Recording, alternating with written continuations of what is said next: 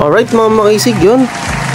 Meron tayong panibagong i-unbox, which is Global PTT mga makisig to. Marami pong nagabang nito.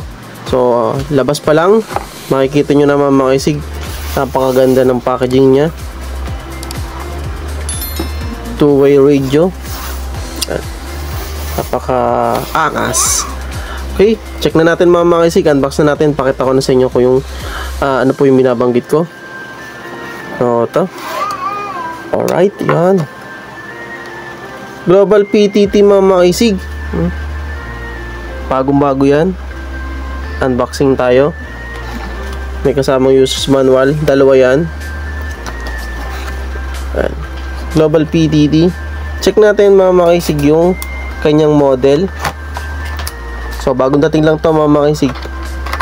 Yan, POC plus UHF walkie-talkie. Model nya Global PTT G2. So meron siyang analog na UHF, 5 watts, frequency range 400 to 470 MHz. Okay, so inclusion dito mga makisig, pag nag-avail kayo ng ganito, may mga kasama pong yan, lanyard, belt clip, may kasama na din siyang tornilyo. Kakabit nyo na lang sa kanyang likodan po ng battery, belt clip, charger. Ito po yung kasama ng charger nya. So kagandahan siya sa kanya mga makisig is type C charger na. Type C charger. Dalawa na antenna nito mga makisig. Isa para sa analog nyo. So ito para sa analog radio, 400 to 480 MHz. At yung isa is para sa inyong Global PTT yan, 4G 800 to 655 MHz. So pang analog, pang BOC, Global PTT. So ito yung kanyang battery mga makisig. Battery capacity niya to 23,800 mAh. So long lasting, firm na firm, maganda pa, ganda niya. So ito yung unit mga makisig. So bago siya, meron pa siyang yan, yung plastic ng screen protector niya. So sa mga gusto mag-avail nito mga makisig, available tayo. Marami tayong stocks, especially sa mga Global PTT natin. Meron na din tayong mga Zello radio. So kung mapapansin nyo, may dalawa siyang lagayan siya ng SIM card. Yan dito, SIM 1, tapos SIM 2 yung kabila. Yan. So yung ilalagay nyo dito, yung SIM card natin is may tatlong cut, tri-cut siya. Yung pinakamaliit, yung nano SIM card. So pagka binaba nyo to, tapos inangat nyo, meron siyang cut dun sa pinakang corner. Yun nyo ilalagay yung pinakang cut ng SIM card. Yan. Nano SIM card mga makisig. So check natin mga makisig yung kanyang function. Unboxing din. Okay, lagay lang natin to. Pakita natin yung appearance nya, yung final yan. So yung kanyang antenna, kung medyo nalilito kayo mga makisig kung saan ilalagay kasi yung yung kanyang SIM, yung kanyang antenna, dalawa yan, halos magkatulad lang. Meron siyang sample picture. Yan. So ilalagay nyo dito sa gitna yung pinakamaliit, tapos yung mahaba yung nasa tabihan.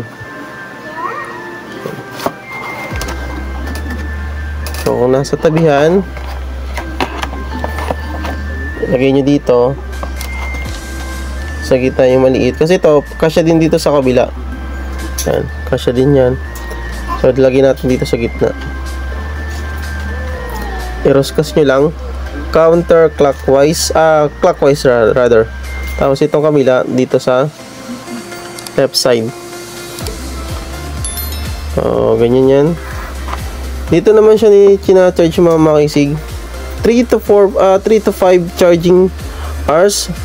Kapag dumating sa inyo yung unit, i-charge nyo po muna bago nyo po gamitin para maganda yung battery nya. Okay, so dito din nilalagay yung kanyang belt clip, tas lanyard sa side. Okay, open natin. Ito mga makisig is bago dahil ito ay may pinadala sa atin. Kumuha ko ng isang pang sample sa inyo. Yan. Actual sample to. Open natin. Excuse me. Ito mismo yung on and off button nya. Then at the same time nandito na din yung volume. Volume knob. Open natin clockwise. Yan. Nag-open na siya. Welcome to use dual mode Toki boot up. So waiting lang kayo dyan mga makisig, or pwede nyo nang pindutin. O yan, waiting lang. So ito yung kanyang IMEI number, nasa baba yung 865 something. Tapos pindutin nyo yung kulay orange. Ito na yung mode nya. Ito pa ay hindi pa siya na ipoprogram. Yan. So yung nasa baba ay yung kanyang analog, which is yung sa UHF. Yung sa taas naman yung kanyang POC. Okay, so check natin.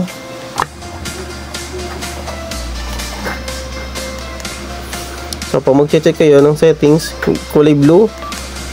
Tapos yan, mayroon siyang 13 na settings. Group, single, select, network, sound set, device info, firmware update, temp call time, quick settings, intercom tone, GPS settings. Nasaan yun? And up and down arrow, then yung mga PTT button nya. Ayan yung kanyang mga pindutan. Then other settings, time zone set, SIM select. So paano nyo siya mapapaba? Pindutin nyo itong nasa left side nya, yung pinaka nasa baba, pinakang nasa taas, yan, para bumaba yung arrow. Tapos kung gusto nyo patayin yung screen, yung pinaka nasa baba, tapos bahay nyo lang. So dalawa itong pindutan mga makisig, isa sa baba at isa sa taas. So dito naman tayo sa analog.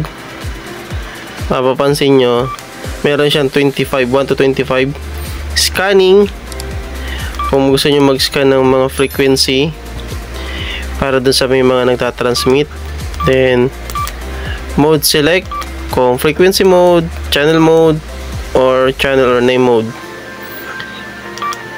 Tapos RX para naman sa mga tone. Yan, DCS, DCR, TX and DCS, TX and RX.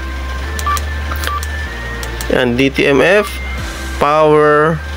So kung high or low, so lagyan natin sa high. So sa wide and narrow, duplicate, offset frequency, step frequency, memory channel to. So dito kayo di-delete at saka mag-save ng frequency.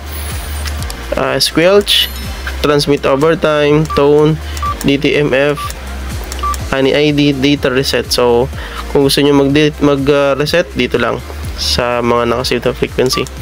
Tapos kagandahan dito mga makisig, meron din siyang frequency scan. Kung matatandaan nyo yung tinatawag ko pong Marites, ito pwede din kayo dito mag-check ng frequency, lalo naman sa mga yun channelized radio, yung mga BF888S. Punta lang kayo dyan, then magmamatching na yan, para kayo nag-i-scan din na frequency pairing kumbaga. Yan. So hindi ko pa siya napaprogram, waiting lang ako. So kung may mga katanungan kayo mga makisig, feel free ko yung mag-comment yan, at i-comment nyo din sa comment section yung inyong location para malaman ko po kung saan nakakaabot yung ating vlog. So may lagayin din yan ng headset mga makisig. Available tayo mga makisig sa headset yung pang earphone nito, earpiece. Yan, lagayin to 3.5 at saka 2.5mm jack.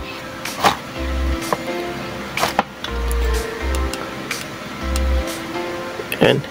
Ayun pala mga makisig. Ito ay meron din siyang meron din siyang RPT. So, small but terrible to compared dun sa 5288 natin. Meron din siyang tone. Dito siya. Ilipat natin. Yan, dito. Punta lang kayo dito sa Ayan, transfer set.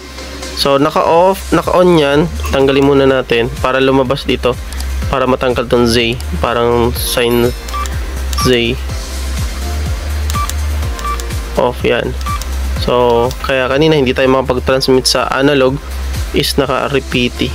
So, pwede na tayo mag-transmit. Ayan, sending. Ayan. So, dito naman sa kabila, pagka gusto nyo mag-transmit, hindi pa tayo naka-program dito. Ayan. So, hanggang dito na muna mga makisig. Nag-unbox tayo. Pinakita ko lang sa inyo yung quick details ng Global PDT G2. Okay? So, kung nagustuhan nyo, don't forget to like and subscribe. At abangan nyo yung mga featured pa ng Global PDT natin. Okay? God bless po. Maraming salamat.